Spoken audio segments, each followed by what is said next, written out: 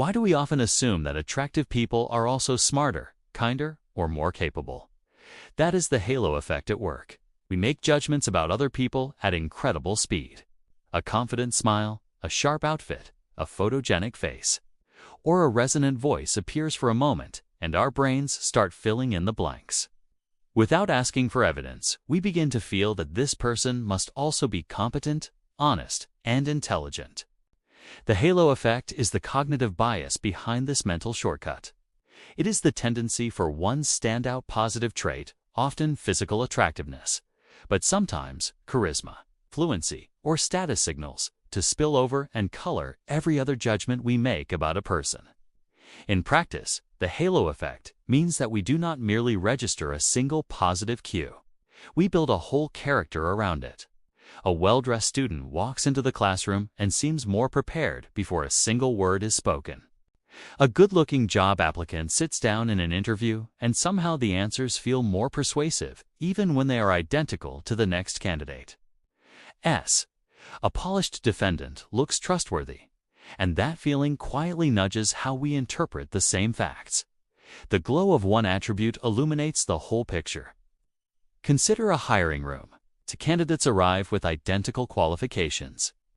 One enters with steady posture, calm eye contact, and a neatly curated portfolio. The other is equally skilled, but arrives a little breathless and speaks with a touch of nervousness. Even before the questions begin, the interviewer's mind is primed to associate the first candidate's appearance and poise with competence, reliability, and leadership. The interviewer does not consciously decide to be biased. The shortcut just does its work, moment by moment, comment by comment. By the end, the evaluations may differ, not because of true differences in skill, but because the halo had more time to shine on one of them. Shift the scene to a classroom. A student who speaks fluently in the first week often enjoys a long tail of generous assumptions. When that student stumbles later, observers may treat it as an exception. A quieter student who fumbles a phrase on day one may carry a subtle burden for weeks. Teachers are human beings who also feel the pull of first impressions. Without guardrails, grading can be influenced by who looks the part of an outstanding student, not only by who demonstrates the strongest evidence of learning. Now, imagine a courtroom. Jurors sitting for long hours are asked to evaluate complex evidence under pressure.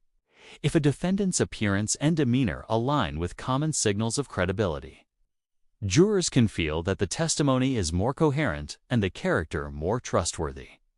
If those signals do not align, the opposite can happen. The same facts are filtered through a different feeling, and the final judgment tilts. The halo effect extends beyond people to the products and messages we consume. A sleek design, a prestigious logo, or a confident presentation can make a product or idea feel better engineered, more logical, and more valuable than it truly is. Influencers and public figures trade in this glow constantly. Once the overall impression is positive, we tend to find confirming details that reinforce it. It is not that the evidence changed. Our attention changed, and with it, our sense of certainty. Why does this happen so reliably? Our brains are built to conserve effort. Every minute, you and I are presented with far more data than we can analyze deeply. The mind uses efficient cues to form a coherent story quickly. A single clear positive signal becomes a proxy for a cluster of other positives. After that first impression lands, we drift toward information that fits it and ignore or reinterpret information that does not. The glow grows brighter because attention is selective, not because the person has transformed. There is a reverse version too, often called the horn effect. A single negative cue can cast a shadow over everything else. A typo on page 1 of a report, a monotone introduction, or an awkward photograph can lead observers to underrate the actual substance that follows. The same mind that overcredits charm can undercredit nervousness even when the underlying quality is unchanged. Recognizing the horn effect matters because it reminds us that these shortcuts are symmetrical. They can lift or sink our judgments with equal ease. Certain conditions strengthen the halo. Ambiguity is one. When the criteria for success are fuzzy or subjective, first impressions have more room to operate. Time pressure is another. When a decision must be made quickly, the mind leans harder on shortcuts. Signals of status and prestige amplify the glow as well. Titles, brand names, and elite affiliations act like lighthouse beams that guide attention before evidence is examined. Similarity plays a role too. When someone seems like us, we are more likely to extend the benefit of the doubt and to read neutral behaviors as positive. What can we do about it without losing the efficiency we need to function? The goal is not to eliminate quick impressions because that is impossible. The goal is to quarantine them until evidence can be evaluated. One way is to decide the yardstick before meeting the person. In hiring, in grading, and in performance reviews, write down the criteria that truly predict success and what counts as evidence for each. When the yardstick is clear, a crisp suit or fluent delivery is less likely to replace actual indicators of quality. Another helpful practice is to rate different dimensions independently, rather than letting a single glow drag every score upward.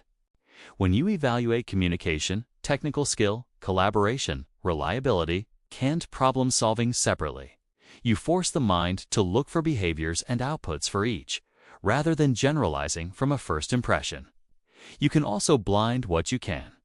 Removing photos and prestige markers from early rounds, reviewing work samples before meeting a person, and using structured rubrics all reduce the opportunity for the halo to take over. Slowing the snap judgment helps too. Turn a feeling into a question. If you catch yourself thinking, "I just have a good feeling about this candidate," ask, "What specific behaviors have I observed that demonstrate the required skills?" If you hear yourself say, "This student clearly understands the material," ask, "What exact evidence in their work shows that understanding?" When you can name the behavior, you are assessing the performance. When you cannot, you may be rating the glow. It is also valuable to bring in multiple independent perspectives. Different reviewers will have different initial impressions. And when each person evaluates privately before discussing, the group can compare evidence rather than having an early halo dominate the room. Finally, build a habit of looking for disconfirming information. After forming an initial impression, intentionally seek one or two pieces of evidence that would make you change your mind. This small act reduces the gravitational pull of the first impression and produces more accurate judgments over time. The halo effect matters because it changes lives in subtle, compounding ways. It shapes who gets the interview callback, who receives encouragement in class, whose ideas are championed in meetings, and who is believed under pressure.